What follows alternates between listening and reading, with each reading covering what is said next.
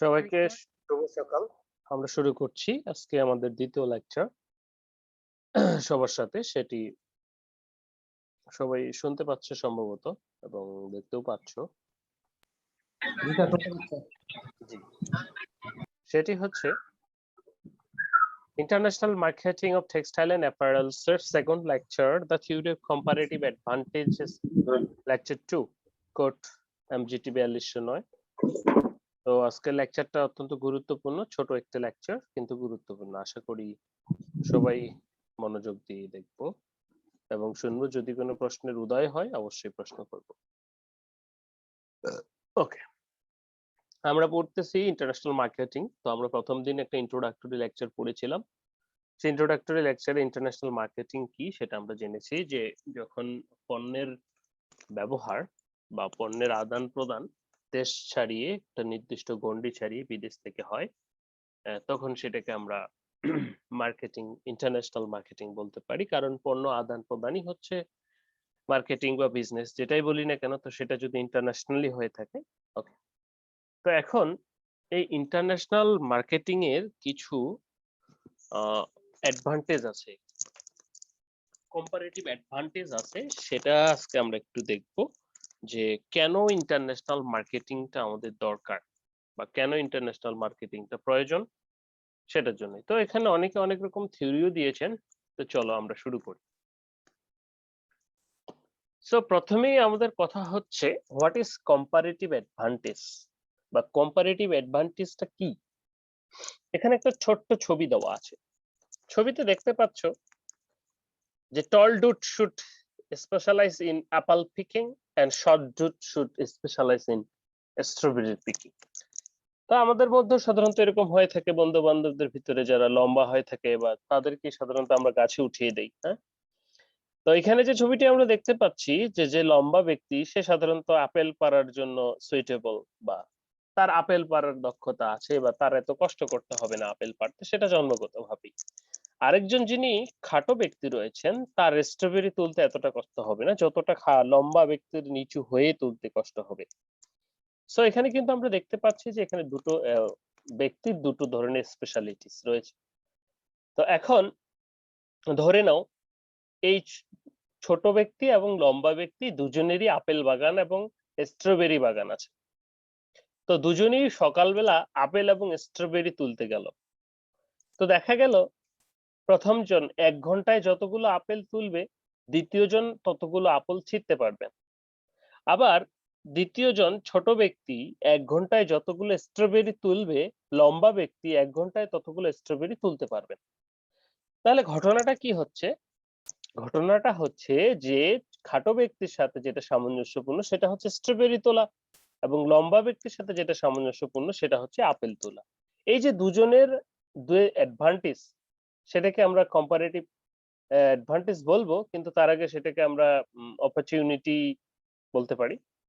তো এখন এই যে লম্বা ব্যক্তিটা যদি খাটো ব্যক্তির কাছ থেকে আপেলের বিনিময়ে স্ট্রবেরি নেয় এবং ছোট ব্যক্তিটা যদি লম্বা ব্যক্তির কাছে স্ট্রবেরির বিনিময়ে আপেল নেয়, তাহলে যে মার্কেটিংটা সেটাকে আমরা ইন্টারন্যাশনাল মার্কেটিং যদি এটা হয় দুটো দেশের ভিতরে বলতে পারি। এবং এইখানেই কম্পারেটিভ অ্যাডভান্টেজটা রয়েছে।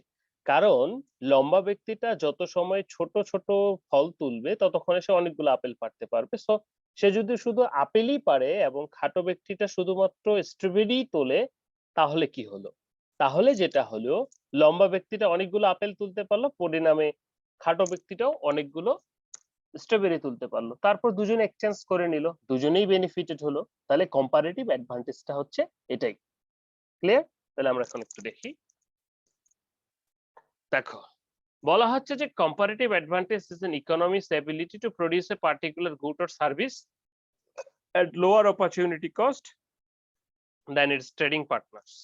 যে আমাদের অনেক তো পার্টনার রয়েছে, অনেক রকম পণ্য অনেক উৎপাদন করে। তো সাধারণত যারা কম্পারেটিভলি কি চিপে তৈরি করতে পারবে, ইকোনমিক্যালি সেফ করে তৈরি করতে পারবে, তারাই টিকবে। A comparative advantage gives a company the ability to sell goods and service at lower price than the competitors and realize stronger sales margins. তাহলে কি বলা হচ্ছে? যে কম্পিটিটিভ অ্যাডভান্টেজটা হচ্ছে কোনো একটা ব্যক্তি, কোনো একটা প্রতিষ্ঠানের যে এক্সপার্টিজ আছে সেই এক্সপার্টিজ ইউজ করে সে খুব কমই বা কম খরচে বা লোয়ার কস্টে প্রোডাক্ট গুডস উৎপাদন করতে পারে। তো এটাকে কাজে লাগিয়ে সে তার বিজনেসটা করতে পারে। যেমন এখানে একটা উদাহরণ দেওয়া আছে, সেটি বলা হচ্ছে for example oil producing Nations have comparatively advantages in chemicals. তাদের প্রচুর তেল রয়েছে। Their locally produced oil provides cheap source of material for their chemical when compared to the countries without it. দেখো, আর যাদের তেল নাই, সৌদি আরব বা এগুলো বাদে বাংলাদেশের মতো কান্ট্রি, এরা যদি তেল তৈরি করতে যায় বা খুঁজতে চায় তাহলে কি হবে এই অবস্থাটা? A lot of new raw ingredients are produced in the oil delivery distilleries process. As a result, Saudi Arabia, Kuwait and Mexico are competitive with US chemical production firms and their chemicals are in inspection, making their opportunity cost of low. কি হলো ঘটনাটা? ঘটনাটা দেখো, এখানে দুটো দেশের মধ্যে তুলনা করা হচ্ছে, ইউনাইটেড স্টেট এবং আরেকটা হচ্ছে সৌদি আরবিয়া, কুয়েত বা মেক্সিকো। তো এই দুটো দেশের ভিতরে এখন মিস্টার ইউনাইটেড স্টেট যদি চিন্তা করে সে তেল উৎপাদন করবে, তাহলে তার তো আর তেল মাটির নিচে আছে কিনা সেটার জন্য এক্সপ্লোরেশন করতে হবে। তো মাটির নিচে তেল থাকলে সেটার আবার তেল উত্তোলনের খরচ আছে। আবার সে যদি চায় কেমিক্যালি তেল তৈরি করতে পারে সেক্ষেত্রেও কিন্তু তার খরচ আছে। অন্যদিকে যে সমস্ত দেশে তেল রয়েছে তারা কি করছে? মাটির নিচ থেকে শুধু তেল বের করতেছে, তেল রিফাইন করছে এবং সাথে আরো কিছু বাই প্রোডাক্ট পাচ্ছে।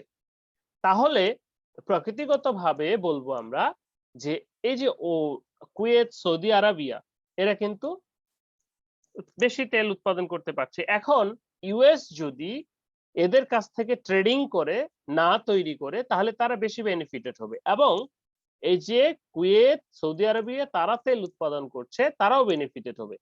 তাহলে তারা কি করবে? আমেরিকা থেকে তাদের যেগুলো নেই সেগুলো করবে। তা যদি এই যে ইউনাইটেড স্টেট মনে করে যে না, আমি সৌদি আরবের থেকে তেল নিব না, আমি কি করব? নিজেই তেল বানাবো, নিজেই তেল উৎপাদন করব, তাহলে কি তার কস্ট বেশি পড়ে যাবে এবং সে উৎপাদনও করতে পারবে কম। ওকে, এইটাকেই আমরা বলতেছি এই যে কম্পারেটিভ অ্যাডভান্টেজ। তাহলে যার যেটা আছে তার সাথে যদি আমরা সেটা ট্রেডিং করি তাহলে উভয়ই কিন্তু আমরা বেনিফিটেড হব। এটাকে আমরা কম্পারেটিভ অ্যাডভান্টেজ বলছি। Okay, okay sir. Next, what is an opportunity cost? Opportunity cost কি? যে কথাটা একটু আগে বলতেছিলাম আমি যে ওকে, তাহলে এবার আমরা এই অপরচুনিটি কস্টটা বুঝি। দেখো, এখানে একজন ব্যক্তি রয়েছে, তার দুটো রাস্তা, সে কোন রাস্তায় যাবে সে ঠিক করতে পারছে না বা তাকে ঠিক করতে হবে। অপরচুনিটি কস্টটাও মূলত মোটামুটি সেরকমই। দেখো, আমরা একটু পড়ে দেখি কি বলছে এখানে। বলা হচ্ছে to understand the theory behind the comparative advantage it is crucial to understand the idea of opportunity cost. অবশ্যই আমাকে অপরচুনিটি কস্টটা জানতে হবে, না হলে আমি ডিসাইড করতে পারবো না যে আমার কান্ট্রি কোনটা উৎপাদন করলে বা আমি কোনটা উৎপাদন করলে বা ইন্টারন্যাশনালি বেনিফিটেড হব। So an opportunity cost is the forgone benefits from, কি বলা হচ্ছে, benefit from choosing one alternative others. তো এই অপরচুনিটি কস্টটা হচ্ছে forgone benefits from choosing one alternative others. আর একটু ক্লিয়ার করছি, দেখো, opportunity costs represent the potential benefits an individual investor or business misses out and when choosing an alternative over another. বুঝতেছো না? এক্সাম্পল দেখো, ফর এক্সাম্পল দেখো, a labor can use 1 hour, 1 ঘন্টা কাজ করবে, of work produce, 1 ঘন্টা কাজ করবে একটা লেবার, ধরে নাও সে একটা কাপড় তৈরি করতে পারবে অথবা 3 বোতল ওয়াইন তৈরি করতে পারবে। We can think of opportunity cost as follows. So what is the foregone benefit of the choosing of the produce of the cloth or wine?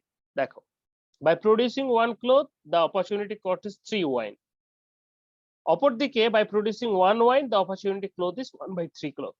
দেখো, সে একটা লেবার 1 ঘন্টায় একটা কাপড় তৈরি করতে পারে অথবা একই সাথে মানে 1 ঘন্টা ব্যয় করে সে 3 বোতল ওয়াইন তৈরি করতে পারে। এখন প্রশ্ন হচ্ছে, এই যে আমার লেবার রয়েছে সে কি উৎপাদন করবে? তাকে তো একটা উৎপাদন করতে হবে। এখন তাহলে এটা ডিপেন্ড করছে সে তার ইয়ের উপর, ইন্টারন্যাশনাল ইয়ের উপর, যে অপরচুনিটি কস্ট কোনটাতে বেশি সেটা সে করবে। তাহলে অপরচুনিটি কস্ট কি? যেমন by producing one cloth the opportunity cost is, একটা কাপড় সমান সমান 3 বোতল ওয়াইন।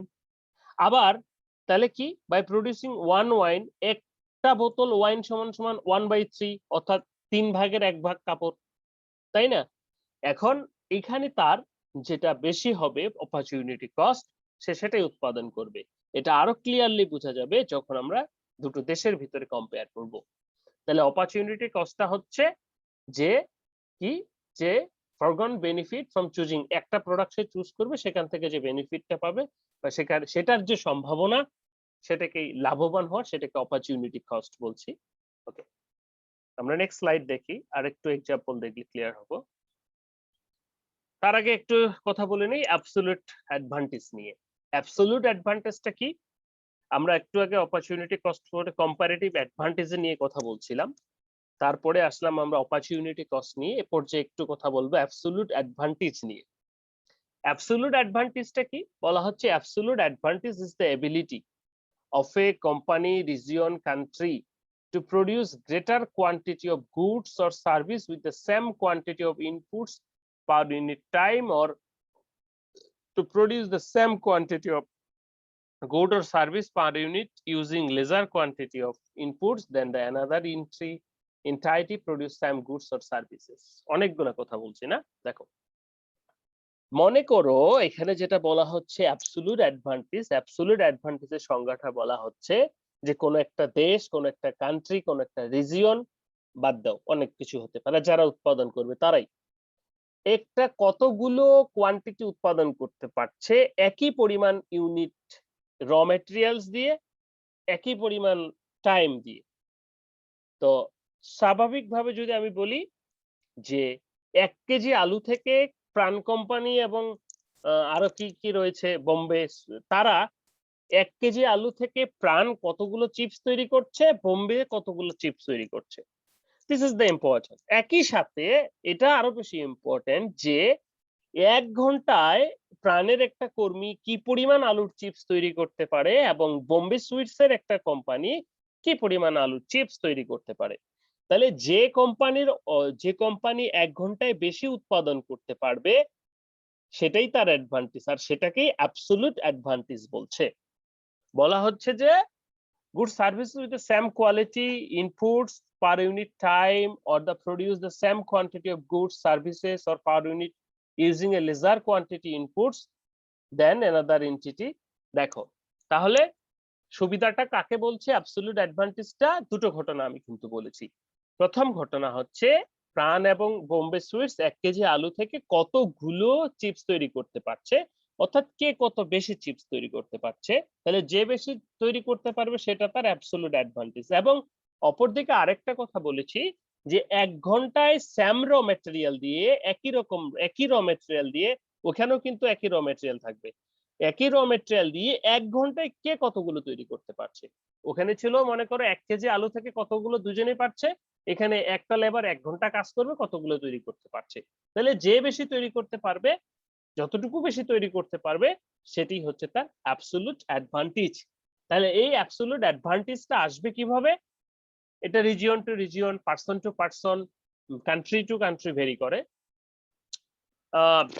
কিসের কথা বলবো? যেমন বাংলাদেশের মানুষ মনে করো যে ধান উৎপাদন, বা আমাদের দেশে সস্তা শ্রম রয়েছে যার কারণে আমরা টেক্সটাইল উৎপাদন করে দিতে পারি, কিন্তু একই টেক্সটাইল যদি আমরা ইউএসএ বা এগুলো কান্ট্রিতে গিয়ে উৎপাদন করি সেক্ষেত্রে কিন্তু আমাদের কস্ট বেশি পড়ে যাবে। তাহলে আমরা কি অ্যাবসলিউটলি অ্যাডভান্টেজটা লাভ করলাম, তাই না? যেটাকে আমরা কম্পারেটিভ অ্যাডভান্টেজ বলছি আর একটু বৃহত্তর স্বার্থে। তো এই কনসেপ্টটাকে অ্যাবসলিউট অ্যাডভান্টেজ, অর্থাৎ নিজের এক্সপার্টিসের উপর যে বেনিফিটটা, তো মনে করো বাজারে অনেক লোকজন আছে, অনেক চিপস ওয়ালা আছে, সেখানে যদি তুমি অল্প আলু 1 কেজি আলুতে আরো ওরা যদি 10টা, তুমি যদি 12টা করতে পারো, তাহলে তোমার লাভ না? তাহলে এই যে লাভটা, এই যে অ্যাডভান্টেজটা, সেটাই absolute advantage. The concept of absolute advantage was developed by Adam Smith নামক একজন বিজ্ঞানী in his book Wealth of Nation, and show the countries can gain from trade by specializing in producing and exporting goods, and they can produce more efficiently than other countries. দেখো তাহলে মনে করো এখানে একটা উদাহরণ দেওয়া আছে, ফ্রান্স এবং ইউএসএ। মনে করো ফ্রান্স 70টা ওয়াইন তৈরি করতে পারে, এটা কিন্তু সবসময় ধরে নিবা যে 1 ঘন্টার কথা হচ্ছে বা একটা ইউনিটের কথা হচ্ছে, এবং দুটো কম্পিউটার তৈরি করতে পারে। অপরদিকে ফ্রান্স ইউএসএ কি করতে পারে, 50টা তৈরি করতে পারে, 3টে কম্পিউটার তৈরি করতে পারে। এখন একটু লক্ষ্য করি, দেখো ফ্রান্স 70টা ওয়াইন তৈরি করতে পারে, মানে সে ফ্রান্স এখানে অ্যাবসলিউট অ্যাডভান্টেজটা নিচ্ছে। ইউএসএ 3টা কম্পিউটার তৈরি করতে পারে আর ফ্রান্স পারে 2টা, তাহলে ওয়াইন দিয়ে কিন্তু ইউএসএ পারছে না, কি দিয়ে পারছে, কম্পিউটার দিয়ে। সে 3টে কম্পিউটার তৈরি করতে পারে। তাহলে স্বাভাবিকভাবে ইন্টারন্যাশনাল ট্রেড অনুসারে বা অ্যাবসলিউট অ্যাডভান্টেজ অনুসারে তো এখানে ইউএস কি হলো, ইউএস তার কম্পিউটারের যে বেনিফিটটা সেটা পাচ্ছে। তাহলে ইউএস এর অ্যাবসলিউট অ্যাডভান্টেজ হচ্ছে কম্পিউটার মেকিং, ফ্রান্সের অ্যাবসলিউট ইন্টারেস্ট অ্যাডভান্টেজ হচ্ছে ওয়াইন মেকিং। এখন ইন্টারন্যাশনাল ট্রেডটা কি, কম্পারেটিভ অ্যাডভান্টেজটা কি, কম্পারেটিভ অ্যাডভান্টেজটা এখানে চলে আসবে যে যখন ফ্রান্স সে কি পারে, ওয়াইন তৈরি করতে পারে, সে ওই 2টা কম্পিউটার বাদ দিয়ে শুধু ওয়াইনই তৈরি করবে একই সময়ে। দেখো 70টা ওয়াইন যখন তৈরি করে তখন সে 2টা কম্পিউটার তৈরি করতে পারে। তাহলে সে ওই যখন ইন্টারন্যাশনাল ট্রেডে যাবে ওই 2টা কম্পিউটার উৎপাদন সে বন্ধ করে দিবে, দিয়ে ওইখানকার যে শ্রমিকগুলো রয়েছে সেগুলোকেও সে এখানে 70 ইয়েতে ওয়াইন তৈরিতে লাগাবে। তাহলে আরো 70টা ওয়াইন সে তৈরি করতে পারবে 2টা কম্পিউটার তৈরি না করে। অপরদিকে ইউএস কি করবে, যে সে ওয়াইন দিয়ে তো সে পাচ্ছে না ফ্রান্সের সাথে, তাহলে সে ওয়াইন উৎপাদন বন্ধ করে ওই শ্রমিকগুলোকে কোথায় কাজে লাগাবে, কম্পিউটার উৎপাদনে। তাহলে তখন সে 3টা করতো, তখন সে আরো 3টা করবে, 6টা করবে, কারণ ওই কর্মীগুলাই তো কাজে লাগছে, তাই না? তাহলে সে 6টা কম্পিউটার উৎপাদন করতে পারছে ঘন্টায়। তাহলে আলটিমেটটা কি হলো, তাহলে ওয়াইন দিয়ে কম্পিউটার কিনবে, কম্পিউটার দিয়ে ওয়াইন কিনবে, তাতে কি হবে, যে ব্যক্তি ওয়াইন আগে 70টা তৈরি করতো সে 140টা করছে, আর যে কম্পিউটার আগে 3টা করতো সে 6টা করছে। তাহলে কি আলটিমেট দুজনই লাভবান হলো। কিন্তু দুজনেই যদি কম্পিউটার একজন তৈরি করতে যেত আর একজন ওয়াইন তৈরি করতে, দুজনেরই কষ্ট হতো টার্গেট মিস করা, বা দুজনেই যেমন একটা জিনিস আছে না যার দ্বারা যেটা হয় না, মনে করো যে একটা জিনিস বুঝে, যে তবলা বাজাইতে পারে সে সেকেন্ডে বাজাবে, আর যারা পারে না তারা সে এদিক সেদিক বাড়ি দিয়ে মনে করা হবে না, অনেক কষ্টের মনে হবে। এটাই হচ্ছে অ্যাবসলিউট অ্যাডভান্টেজের কথা বললাম।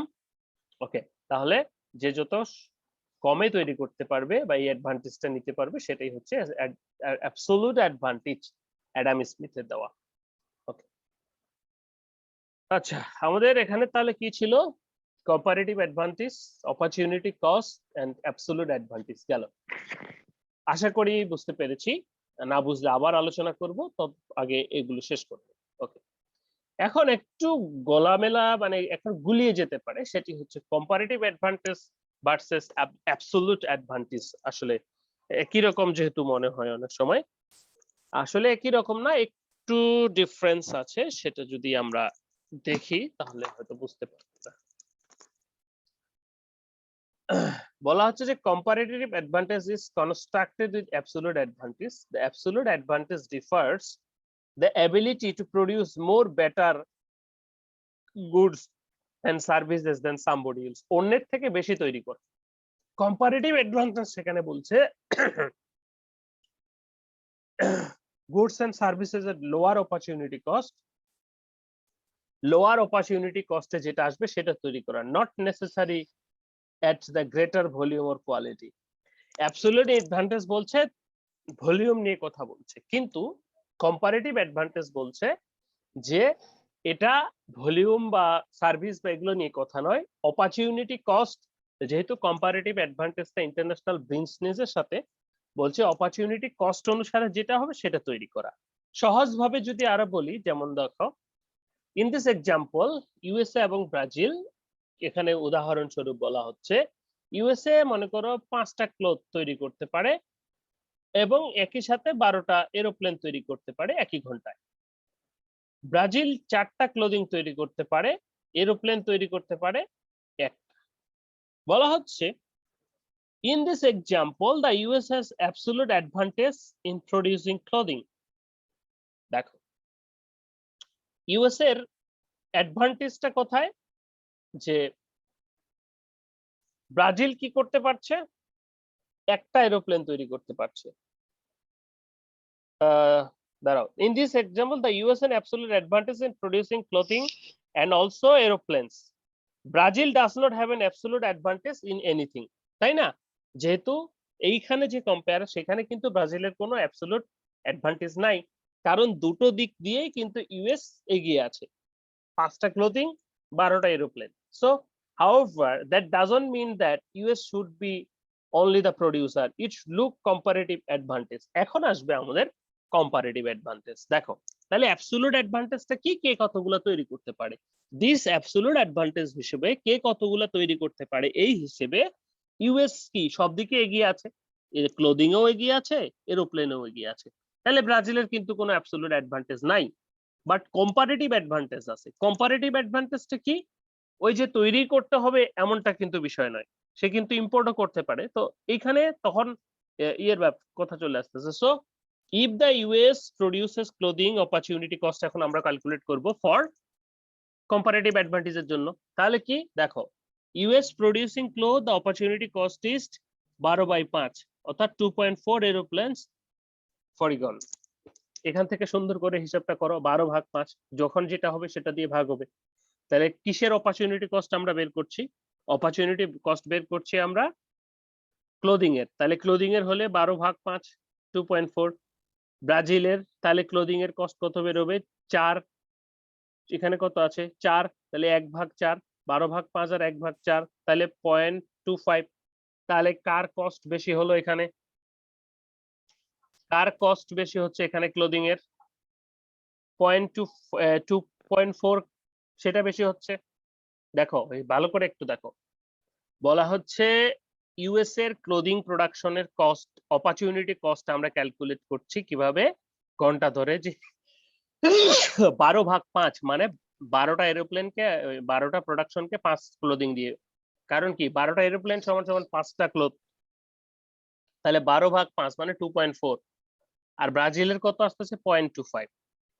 অপর দিকে আমরা যদি, এটা কি পরের স্লাইডে আছে দেখাও এক মিনিট, অপর দিকে আমরা যদি উল্টোটা চিন্তা করি, এরোপ্লেনের অপরচুনিটি কস্ট যদি এখানে নির্ণয় করি তাহলে কত হবে, তাহলে হবে যে 5/12। 5/12 কত হয়, হ্যালো স্যার হ্যাঁ 5/12 কত হয়, জি স্যার 0.41। ওকে, আর 1/4 কত হয়, কোথায় গেল, 1.00 স্যার দাঁড়াও 4/1, 4/1 মানে হলো 4, আরেকটা হচ্ছে 4/1 মানে হচ্ছে 4। তাহলে একটু আমরা আলোচনা করি এখানে। দেখো তাহলে প্রথমে ক্লোদিং এর কস্ট কার কম, ক্লোদিং এর কস্ট কার কম, ব্রাজিলের, তাই না? 2.4 বড় না 2.5, তাহলে 2.5 ছোট। অপরদিকে এরোপ্লেনের কস্ট কার কম, ইউএস এর কম, 5/12 ইউএস এর কম, আর ব্রাজিলের কত 4। তাহলে অপরচুনিটি কস্ট কি বলছে, অপরচুনিটি কস্ট বলছে যদি ব্রাজিল কাপড় উৎপাদন করে তাহলে সে কি বেনিফিটেড হবে, এবং ইউএসএ যদি এরোপ্লেন উৎপাদন করে তাহলে সে সেটাতে লাভবান হবে। যদিও ইউএসএ প্লেনও উৎপাদন ক্লোদিং উৎপাদন করতে পারে, কিন্তু সে যদি ক্লোদিং উৎপাদন না করে এরোপ্লেন উৎপাদন করে তাহলে সে মোর এরোপ্লেন উৎপাদন করতে পারবে। কেমন করে, তাহলে একই সময়ে সে আরো 12টা এরোপ্লেন উৎপাদন করতে পারবে ওই 5টা ক্লোথ যদি সে না করে। আবার ব্রাজিল কি করতে পারবে, একই সাথে একটা এরোপ্লেন তৈরি না করে 4টা ক্লোথ উৎপাদন করতে পারবে, তাহলে টোটাল 8টা ক্লোথ হয়ে যাবে।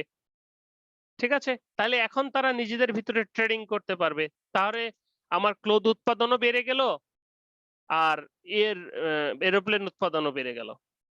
ঠিক আছে, 12 কয়টা, ওকে। তাহলে আমরা এখানে যে দুটো জিনিস দেখলাম, উদ্দেশ্য হচ্ছে কম্পারেটিভ অ্যাডভান্টেজ এবং অ্যাবসোলিউট অ্যাডভান্টেজ বোঝা। অ্যাবসোলিউট অ্যাডভান্টেজটা হচ্ছে কে কত বেশি উৎপাদন করতে পারে সেটা, এখানে উদাহরণে সুন্দর করে বোঝা যাচ্ছে যে ব্রাজিল থেকে ইউএসএ বেশি অ্যাবসলিউট অ্যাডভান্টেজটা পাচ্ছে, কারণ সে দুটোর ক্ষেত্রেই বেশি উৎপাদন করতে পারে।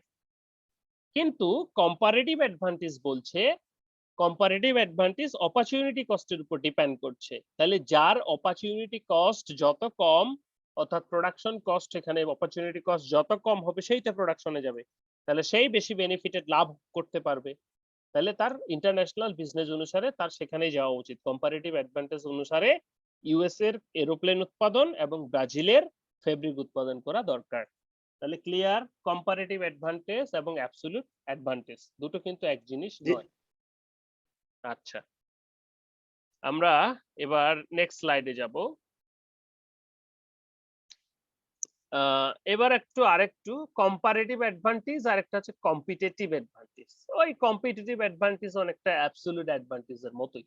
তো কম্পিটিটিভ অ্যাডভান্টেজটা কি বলছে, যে competitive advantage refers to a company, economy, country or individual's ability to provide a stronger value that consumer as compared with competitors. It's similar to but distinct from comparative advantage. দেখো সেটি হচ্ছে যে comparative অ্যাডভান্টেজটা হচ্ছে যে কার কতটুকু আছে সেটা অনুসারে অপরচুনিটি কস্ট অনুসারে হবে, আর কম্পিটিটিভ অ্যাডভান্টেজ হবে যে কে কত উৎপাদন করতে পারে।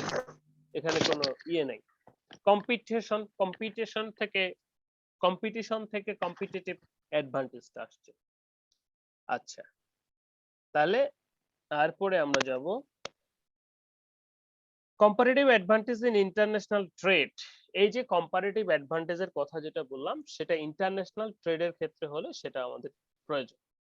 তো কত আমরা বলতে পারো যে স্যার তাহলে ইউএসএ ইয়ে উৎপাদন কেন, মানে ক্লোদিং তো সেও বেশি আছে, ক্লোদিং উৎপাদন না করে এরোপ্লেন কেন উৎপাদন করবে, সে ক্লোদিং কেন বাইরে থেকে নিয়ে আসবে, সে তো সব দিক থেকে এগিয়ে অ্যাবসলিউট অ্যাডভান্টেজ দিয়ে।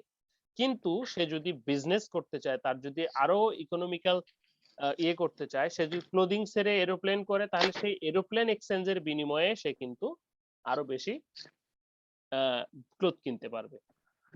ওকে, সো বলা হচ্ছে comparative advantage in international trade, বলা হচ্ছে যে ডেভিড রিকার্ডো একজন বিজ্ঞানী famously showed how England and Portugal both benefited by specializing the trading according to their comparative advantage, and in case of Portugal has able to make wine at low cost and while England able to cheaply manufacturing cloth. তো এই David Ricardo একজন বিজ্ঞানী, তিনি এই ধারণাটা দিয়ে থাকেন comparative অ্যাডভান্টেজের। তিনি বলেন যে একটা দেশে সবকিছু উৎপাদনের প্রয়োজন নাই, সে যদি স্পেশালাইজড কোনো কিছু উৎপাদন করে এবং সেটার ট্রেডের মাধ্যমে সে কিন্তু বাকিগুলো থেকেও বেনিফিটেড হতে পারে। যেমন এখানে যেটা বলেছে পর্তুগাল ওয়াইন তৈরি করে এবং ইংল্যান্ড ফেব্রিক ম্যানুফ্যাকচারিং করে। So Ricardo predicted that the each country would eventually recognize the facts and stop attempting to the make product and more costly generate.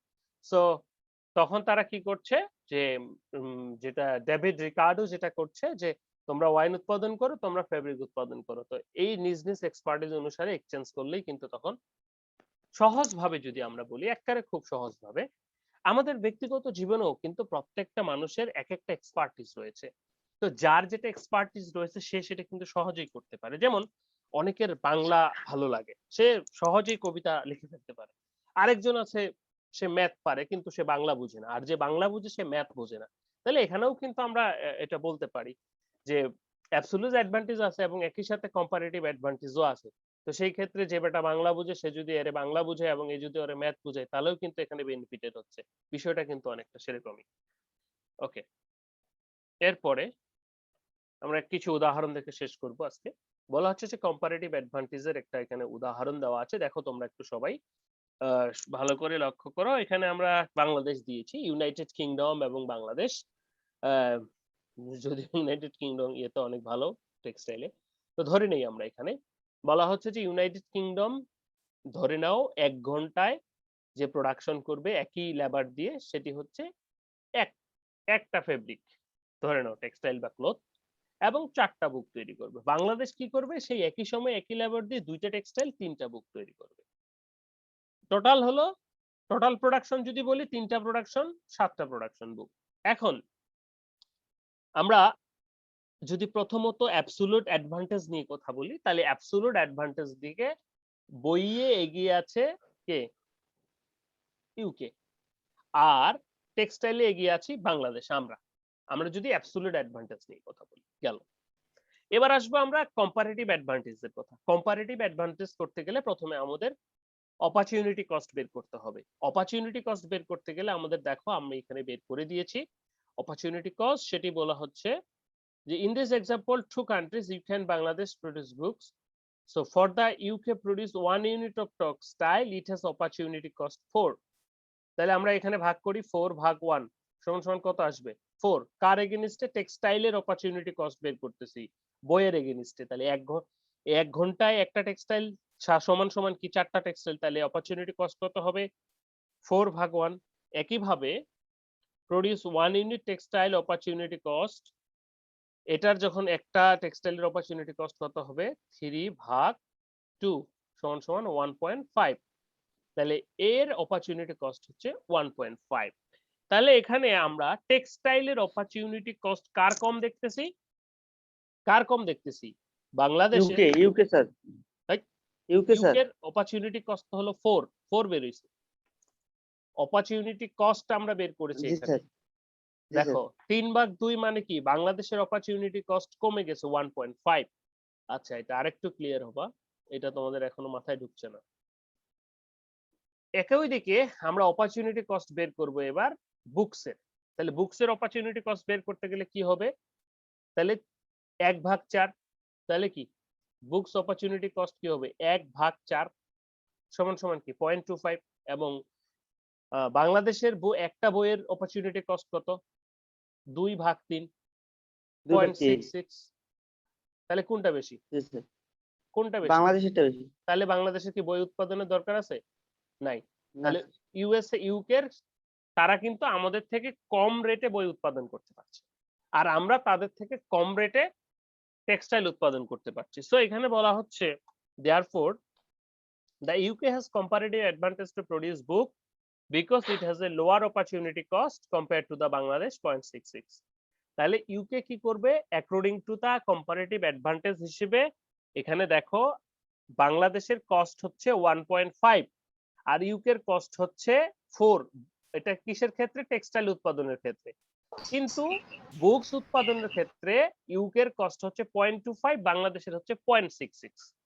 তাহলে এখানে কম্পারেটিভ অ্যাডভান্টেজ অনুসারে ইউকে বই উৎপাদন করবে এবং বাংলাদেশ টেক্সটাইল উৎপাদন করবে। তাহলে কি হবে? দেখো নিচের ছকে বলছে ইউকে টেক্সটাইল উৎপাদন করছে না, সরাসরি সে বই উৎপাদন করছে এখানে। তাহলে একটা টেক্সটাইল সমান 4টা বই সে উৎপাদন করতে পারে। তাহলে সব ওই সময়টা যদি সে এখানে কাজে লাগায় ওই লেবার গুলো, তাহলে আরো 4টা বই উৎপাদন করতে পারবে। তাহলে টোটাল বই হবে কয়টা? 8টা। ক্লিয়ার? 8টা। একটা স্যার। টেক্সটাইল সমান 4টা বই, তাহলে টেক্সটাইল উৎপাদন সে করবে না, জি স্যার। তাহলে বই উৎপাদন করবে, তাহলে সে 8টা করবে। ভালো কথা। বাংলাদেশ সে কি করবে? বই উৎপাদন করবে না, কারণ তার হচ্ছে কি 2টা টেক্সটাইল সমান সমান 3টা বই। তাহলে আমরা কত পেয়েছিলাম? 1.5। তাহলে জি স্যার। বাংলাদেশ তাহলে 3টা বইয়ের পরিবর্তে কয়টা টেক্সটাইল উৎপাদন করতে পারবে? 1.5 পেয়েছিলাম, মানে 3 ভাগ 1.5 দিলে 2টা, তাই না? এখানে দেখো সহজ করে 3টা বইয়ের সমান সমান 2টা টেক্সটাইল। তাহলে 3টা বই উৎপাদন না করলে সেই সময় কি করতে পারবে? সে 2টা টেক্সটাইল উৎপাদন করতে পারবে।